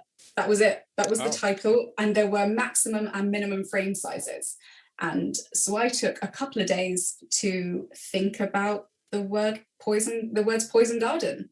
And I had so many different tangents I went down, sketchbook of just words written down, mind maps, things online that I've pulled up, looking at old Dutch botanicals, which I absolutely adore. And I finally settled on an idea. So I was like, I'm going to do 3 works. I'm going to do a triptych of bouquets. And then I kind of work backwards. So I work from frame size down. So I like to order my frames in advance, which is something that I've learned through many mistakes, is order the frame first, then cut the paper, and then sketch out the drawing. Otherwise, good advice. I've run into so many difficulties with the mount being too small, too big, it doesn't fit the glass, and you end up crying and having to reorder everything. So I ordered the frames, do the drawing. Learning how to frame or putting a frame together was quite important, and making it look professional and clean, making your work look clean and pristine and ready to hang is a really important lesson to learn. So, and it's really simple. It's nothing too exceptional. It's getting framing tape and some hanging equipment and a little toolkit and making it look really nice. Learning to over bubble wrap your work is going in the post. More bubble wrap is better than what you think is enough. If you think you've got enough around it, add more. Packaging it up and understanding the postal system, especially due to Brexit now, is incredibly difficult. And I'm afraid I still don't understand it. It's still rather easy to countries outside of Europe. That's really straightforward, but inside Europe it's very difficult at the moment. And what else? I found sending work to exhibitions rather easy. I've definitely had a lot of rejections from open call exhibitions. More rejections than being accepted, definitely. And how do you deal with that rejection? Cup of tea, you sit down. There's nothing else really. The cup of tea solves everything. No, a cup of tea and a couple of biscuits, and I'm over it. And I will just. And then it's really important to know when that show opens to, if you can, go and see it. Go and see why your work wasn't quite right. And just go and enjoy the artwork they did get in, and really go and see, that I should have entered something more expressive or something more this way or something more that way. And learning from mistakes, I guess. And it's never personal. Art isn't personal ever really, because art is personal to the creator. You find when somebody says no to you, it's a personal knock a lot of the time, and you've really got to try your hardest to separate that. Easier said than done. There are still those rejections where you feel like, oh, I really wanted that, or I was really pinning, all my hopes on that, or But I think you can be disappointed but hopeful. But I guess the way you deal with rejection is what is going to determine how you progress. Yeah, absolutely. It's important to be disappointed, I think, because it means you care. It means you really cared about the thing you were applying for. So what was the last thing I applied for? Wildlife Artist of the Year. I didn't get in, and I was bummed out for a long time, because it's such a prestigious show, and I was disappointed, absolutely. And I will try again next year, and probably the year after that, and I will keep trying. And even when I've got in, I will probably apply for it the year after that. I will just keep going, because it's just that they're wonderful opportunities, and they're wonderful, communities to be involved with. And once you get a knockback, you definitely learn from your mistakes, because you see the work that got in and you understand it a little bit more. I think you definitely learn more from no's and rejections. Your work wouldn't progress if you came out of the womb brilliant at artwork and understanding the art world. You wouldn't go anywhere. You have to have that learning process. Yeah, it gives you more resilience to create, as opposed to just creating and just being like, okay, that's cool. Like creating and know it was Sal. It's it's like if you knew every single piece of work you created was Sal, would you still create it with the same kind of joy? You would just do whatever. That's something I really like to ask other artists if I feel close enough to them. Just literally just don't even be close. Just ask them. Yeah, no, just dive right in. People love to be asked questions. You'd be surprised. They do. Yeah, people love being asked questions. Until you can't think of anything to say. I'm sure many artists just view it as a career. And I think that's absolutely fine. And many artists do have that personal attachment to it. I would definitely still be drawing if it wasn't a career for me. It started off as a hobby. It's still kind of a hobby, but a profession as well. Yeah. I've definitely still been doing it. It'd probably be different, I think, maybe. Because as an artist, I think you can fall into the trap of, well, that sells, so I'm going to make more of that, rather than seeing what else you can do. Just finding the balance between those two. What sells? Because selling work is important, because unfortunately we all need money to survive. And there is a bit of a stigma around artists wanting to make money off their artwork or making commercial work. And I've never seen a problem with that. I think if an artist sells their work on a coaster or a mug or a tea towel, it's a wonderful thing. It means it's accessible to everyone, and they're making money to eat and pay their rent and bills. And I think it's lovely. And a lot of people do have issue with that. They think that artwork should just be the original on a canvas. It should be for art's sake and art's sake only. And I think it's a bit of a shame. And is it important for you for your work to be accessible to everybody? Absolutely. I think, so I sell greetings cards of my work, so blank art cards and prints and originals as well. And I like to have a range of different price points. So I like, something small that's affordable, and then up to something more expensive that would be hung in a gallery, and then everything in between. Because we've all been that poor student and poor adult and whatnot that would just love to own the artwork, but just can't quite. I have so many framed postcards and cards on my wall, and I think it's as valid as the original. Absolutely. Like at the minute, I rent, so I don't have a house, but it's like I would love to own so much art. I see so much art that I would love to buy, but I just don't have the space for it. So like at the minute, I'm thinking maybe I might just buy like art postcards. That might be like a great way to start a collection. Something I think about, but that'd be cool. I mean, I love watching all those art competition programs online, and the judges always say, "Oh, it's an illustration that we'd see on a coaster or a placemat." And I've just never thought that there was anything wrong with selling your work on a placemat. I quite like it. No, it's making it affordable to everyone, which I just think is really lovely. It should be for everyone. Yeah, anything that expands the reach of art can only be a positive thing. I agree. And I mean, I've seen, I sold some work on Society 6 years ago, and I didn't realize that I ticked a specific box, and somebody bought my artwork as a shower curtain, which really surprised me, and it just made me giggle. And I thought, okay, that's not something I ever thought I would see my artwork on, but somebody has a shower curtain with my artwork on it now, and I thought that was fantastic. I thought that was the best thing. Maybe I'll create my own range of shower curtains. Like that's super interesting though, and we'll often say it's funny, but that's still like very valid, and it gives you still absolutely.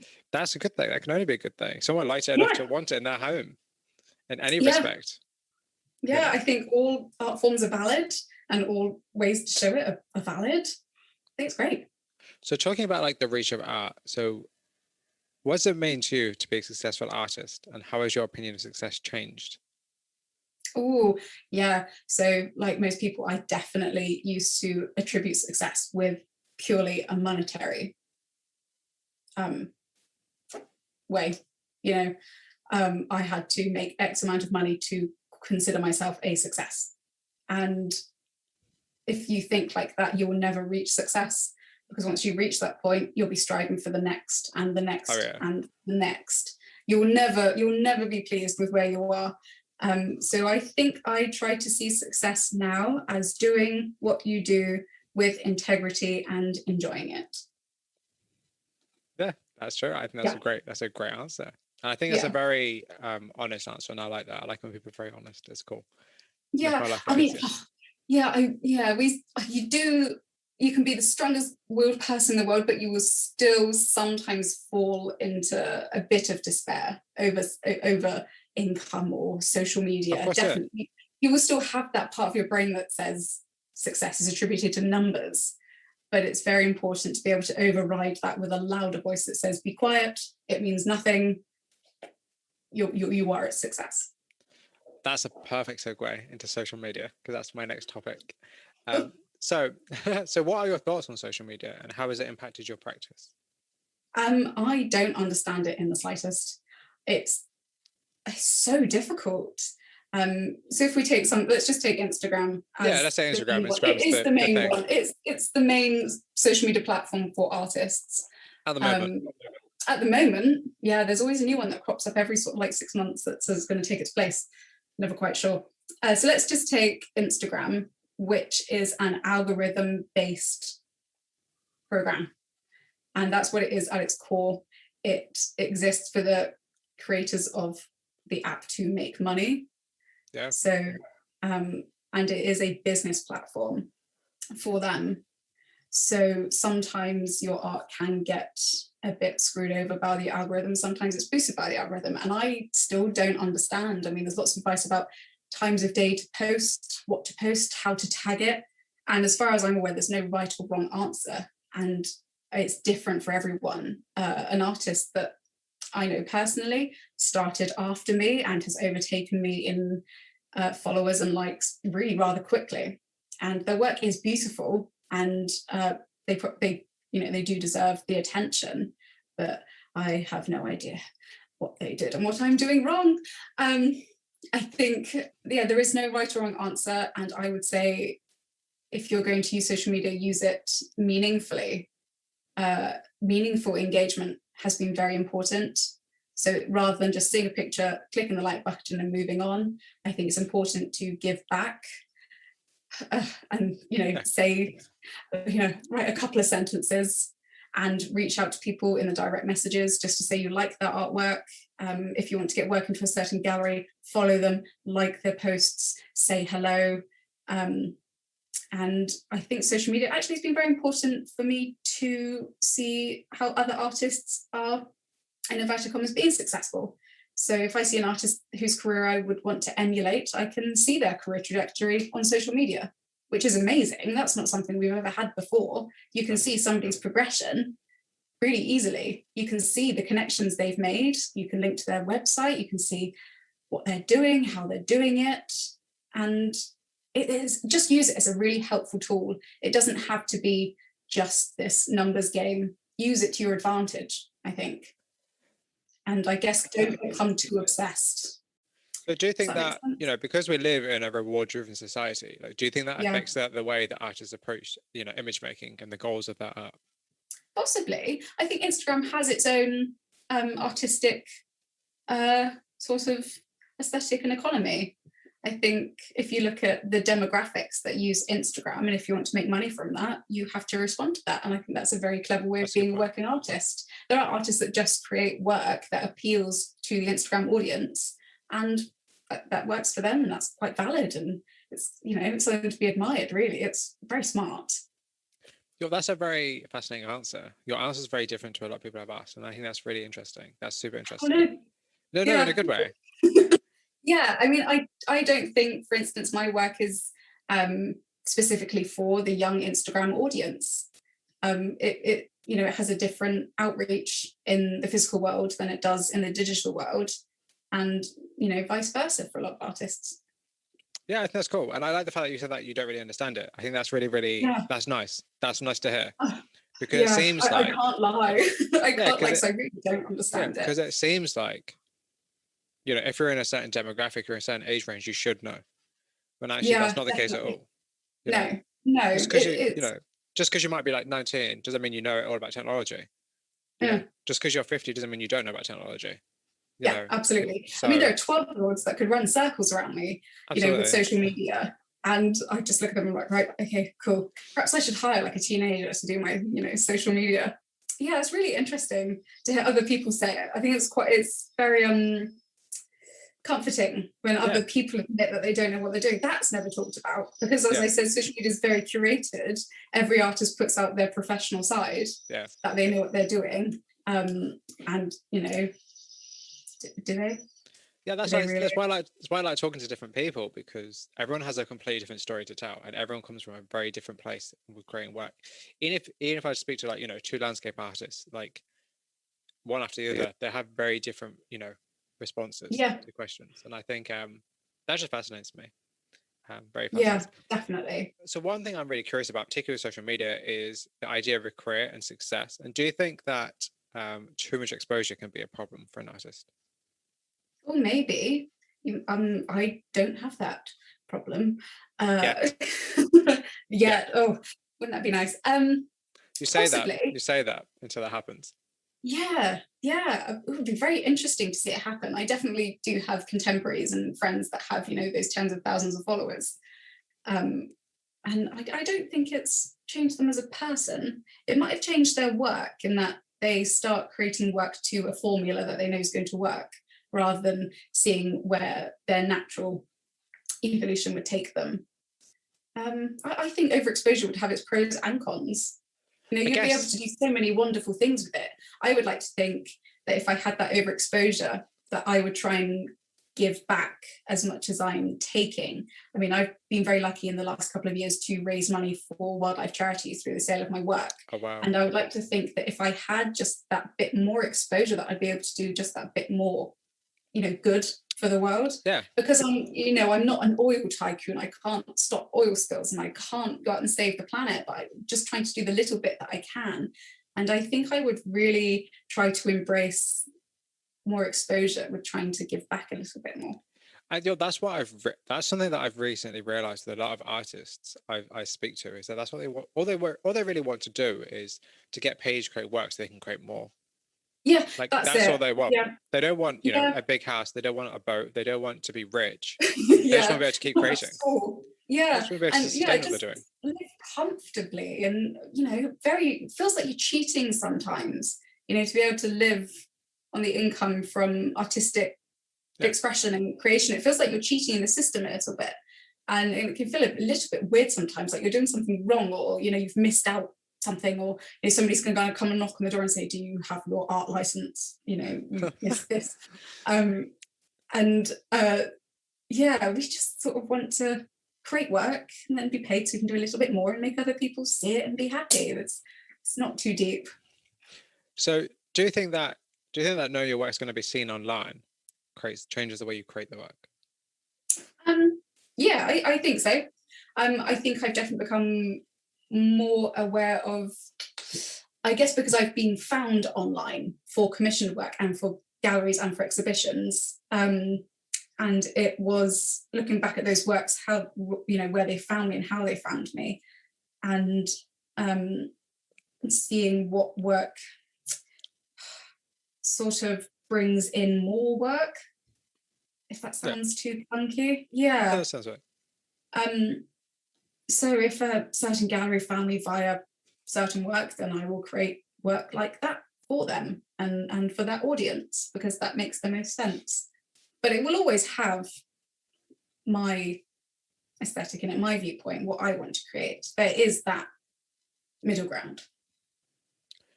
You can do both. So how important is audience to you? I guess it's very important. Your art kind of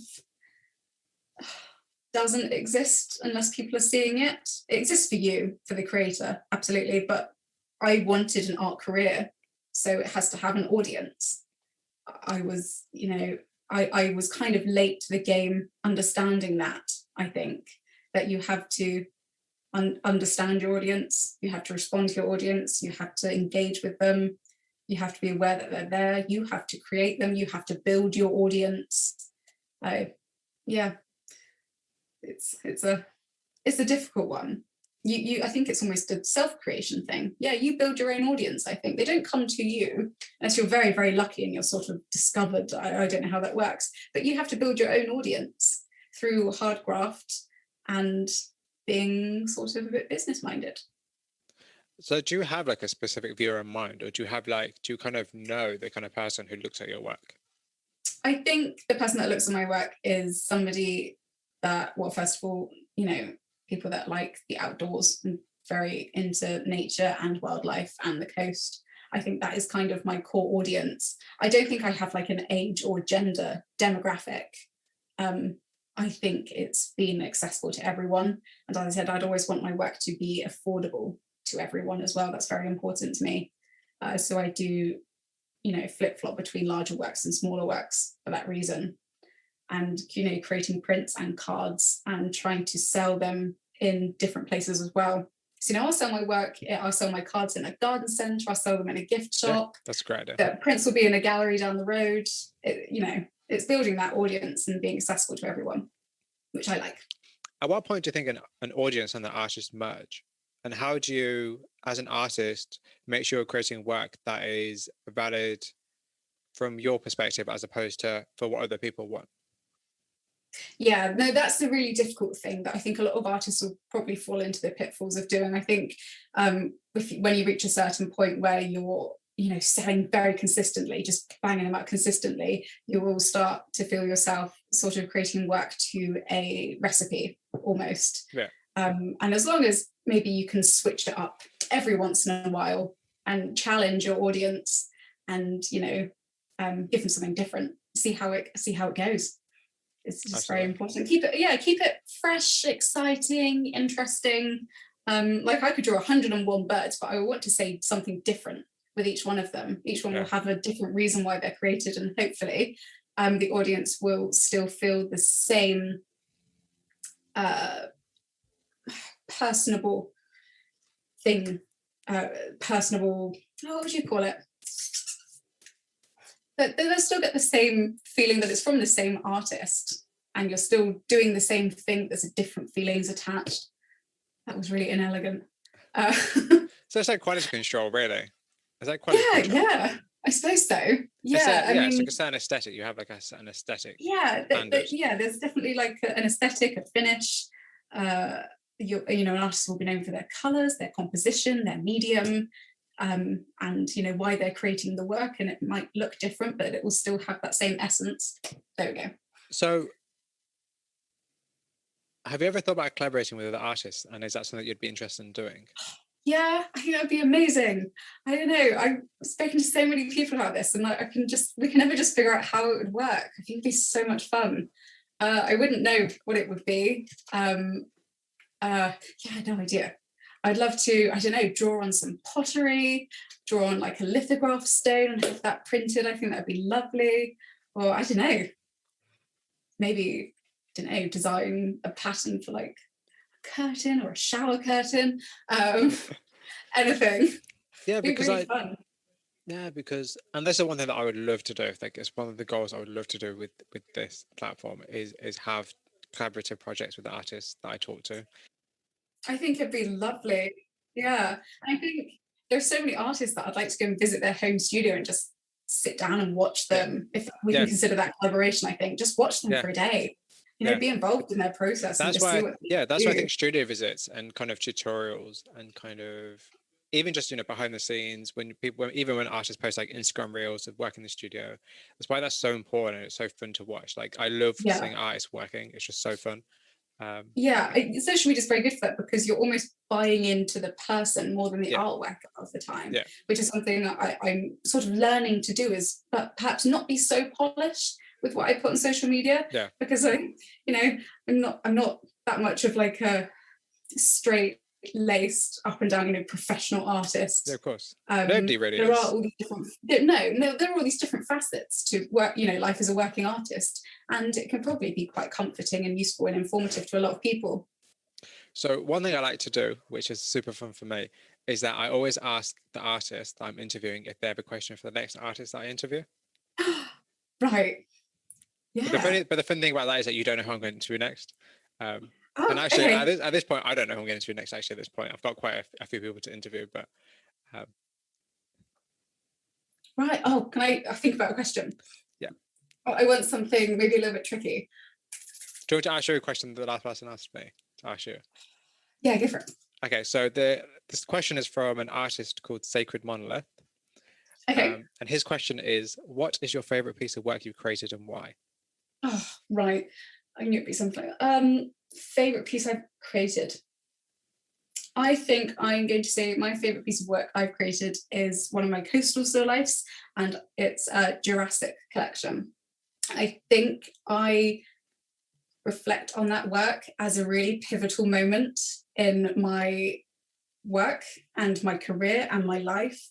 I did that work in a time when everything was changing. I think I moved out from my parents' house, and I was starting to make money from my work, and I was starting to understand my process more, and I could see my technique improving, and I could feel my work become more authentic to who I was as a person. So when I look at it, it just makes me happy. It might not be the most technically brilliant piece of work, but it's just the work that I associate with my own success. That's really nice. I think that's my favorite work, and it's hanging above my fireplace. Oh wow, it's even better. Yeah, that's even better. Even better. That's really beautiful though, because that means not only do you understand the power of that work for yourself, but you get to see it. So it invokes that feeling every single time you see it. Yeah, I did create. Yeah, I did create it for an exhibition. It didn't sell, and I still like it. It doesn't, sort of bring me down that it didn't sell. I get to keep it. Well, if somebody wants to buy it, they can buy it. But I get to keep it and reflect on it and enjoy it for the time that I have it. And yeah, it was just such a pivotal time that it just brings back a lot of nice memories. And it's a good sort of like, it's a good emotional booster sometimes. It gives me encouragement to it's just a great way keep to trying. feel about your own work as well. I think you can fall into a trap of, because you've done it, it's done. Like, it's old news. You've created it and it's gone and it's done. But it's nice to look back and be like, actually, I'm actually quite proud of this. And actually, what I do actually like this. And if you're satisfied with it, that's enough. Yeah. I like that. Yeah. So yeah, I think I view my work as successful as long as I've learned something from it. I always try to push myself and my technique and my abilities in each piece of work that I do. And as long as I feel like I've learned something and I've improved on something, I feel like it's kind of been a success. That's perfect. So do you have a question for the next person I do. I would like to know, what are their non-artistic influences and inspirations? I'm going to write this down. Your non-artistic influences and inspirations. Yeah. This is a question I ask a lot of people, and it makes a lot of people stop for a minute. So just to give you a little forewarning. So what makes a good image? And what was the last piece of media or image that you saw that left an impression on you? Right. Okay. What makes a good image? I don't consider myself a philosopher, so I don't think I'm going to have a very insightful answer to this. What makes a good image? What makes a good image for me? Yeah, for you, in your opinion. Something that makes me think about what the image is about. And that can, I say image, okay, let's just say art in general. Yeah. So we're talking sculpture, music, film, television, something that will start a conversation, either in my head or a conversation between me and my own work, or me and somebody else, or me and somebody else's work. It's something that I'll think about in like 5 minutes time, or 5 months time, or 5 years time. I will remember it and I will be thinking about it, and something that will leave an impression on me. I've just been going through some books that I'm taking with me to the Shetlands just for inspiration, and I pulled out one of those big tomes of famous artworks from around the world, one of those very generic art books, and I was looking at actually what is my favorite painting, and one that I keep thinking about, and the last thing to leave an impression on me, which is Hans Holbein the Younger's The Ambassadors, which is a painting of Henry VIII's ambassadors he sent to the Church of Rome, I think. And it's, I might mispronounce it, Jean de Donteville and de Selve.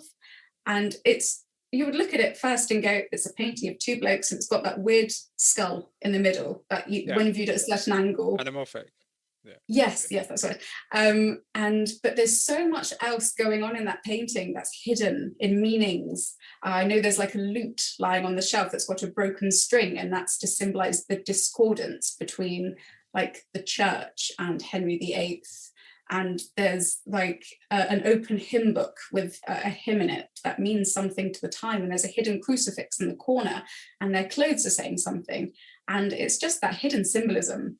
That when I first looked at the painting at school and had to dissect it, and it's still something I go back to now, because I think there's a lot of hidden symbolism in my work, because I try to tell a story with objects, and I think that's the last painting that left an impression on me, and the first actually, so the first and the last. Yeah, that's cool. That's a great answer, and actually that's really lovely that it's still something you look at now, but also it has a lot of prevalence to your own work, and I think that's also great. Like, it has a great kind of connection. It's so far removed from what I do. I mean, that's the beauty of it. Painting, but it's just left such an impression on me. And when people ask me what my favorite, painting or drawing is, and I say, oh, it's a painting of two blokes in like fur-clad things with a skull and a lute in it, and it's about religion and Henry VIII, I think a lot of people are very confused. Like, oh, but you draw ducks and shells. Like, yes, but it's all about why the painting was made, and why I do what I do are quite similar. Absolutely, that's great. That's amazing, and I think that's you answered that very slickly. I love that. But I should also knowing what leaves impressions on people is, I think the thing about art is that I feel like it can be very throwaway. And I Yeah, think the way art is viewed sometimes can be very like, it's not really that important. yeah. When actually it's probably one of the most important things we have in society. Why else are we trying to, medical advancements? Why are we trying to advance our lives? Why are we trying to make life easier? Is it just, it is so we can enjoy art and leisure just that little bit more? We're creating it because it's to enjoy. Of course.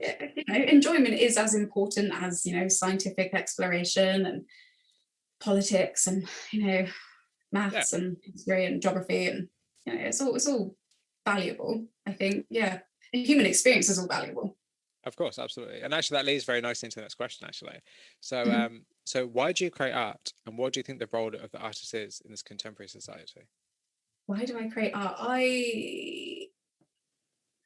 I create artwork because I like drawing. I think that is the bare bones of it. Like most artists, loved drawing and colouring in as a kid, and I never kind of grew up from that. My parents would, leave me in the lounge with a colouring book, and they could come back 5 hours later, and I would still be doing the same thing.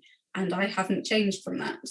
And I create work because it makes me happy, and I want to make other people happy with it. And it's that extends to my commission work as well. I really enjoy doing those, because people give them as gifts, and you get lovely emails back saying how much they loved it. And creating artwork depicting somebody's mother that they miss terribly, and just to feel a part of that is really nice. And I want to pay homage to British wildlife because it's such an important thing to me. And it's something I really enjoy doing, and a lot of people really enjoy or miss out on, and just being able to extend that. And the role of the artist, I think, is a very varied one. Some artists are important because they get us to think about the political climate, or they get us to think about the past, or cultural and societal issues. I don't think that's me or my work. Maybe my work says something about the fragility of our environment and gets us to think a little bit more about endangered species and how we should be respecting them a bit more and looking after them a bit more.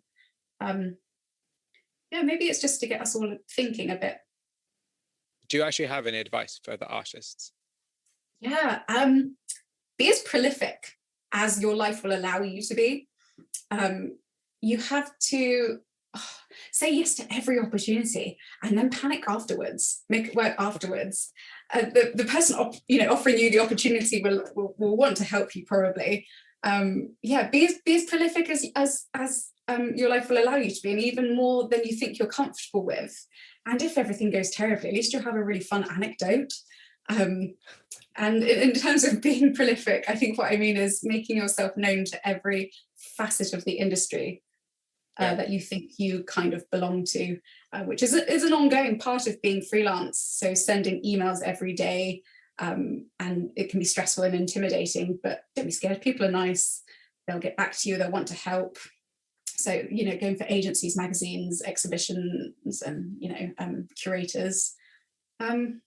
Confidence is another really big thing, and that is a case of faking it till you truly are confident. Fake the confidence until one day you forget that you aren't, and then you suddenly are confident in your work, because it will happen. I think I'm quite comfortable saying I'm quite confident in my abilities now, and when people come to me for a commission, I'm confident that I can do it. I'm confident I can talk about my work,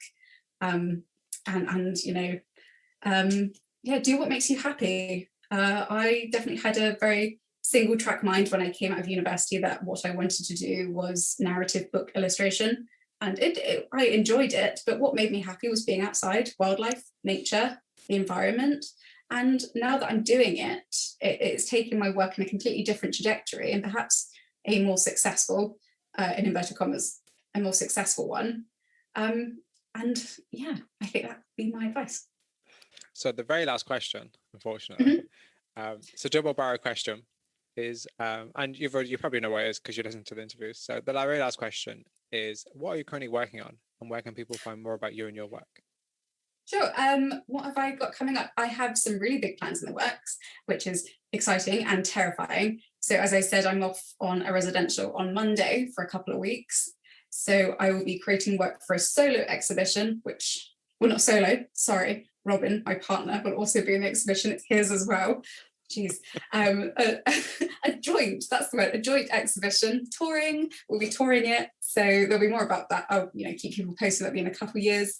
And then I'm planning a joint show with another friend, Jen, who's a printmaker. We're going to be showing some work, hopefully in a couple of years.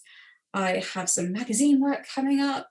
I have a few exhibitions coming up with Antler Gallery and Talon Gallery in America. So their anniversary show in January and Poison Garden. There's a local exhibition coming up next year, all about insects and bugs and literature, which is really interesting. I haven't created the work for it yet. I haven't begun thinking about it, which would be really exciting. And I think my future goals is, my overriding future goals, just to keep enjoying what I'm doing, which is very, very lovely. And sometimes probably not to take myself so seriously. Because I do, we all take ourselves too seriously sometimes. So I just want to think, this is ridiculous. I'm creating pictures for a living, have fun with it. I'm going to, I think, produce lots of really big work, which I think is going to be fun. And where can people find me online? My name, Katy Harrald, and it should just pop up.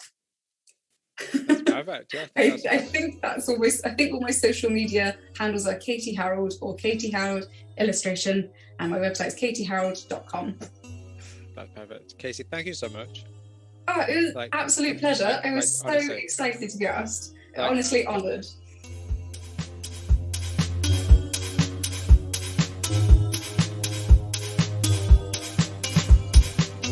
That concludes this interview with Katy Harrald. Thank you very much for listening. If you have any questions or comments about it, please send me an email at theflyingfruitbowl@gmail.com or via social media sites such as Instagram.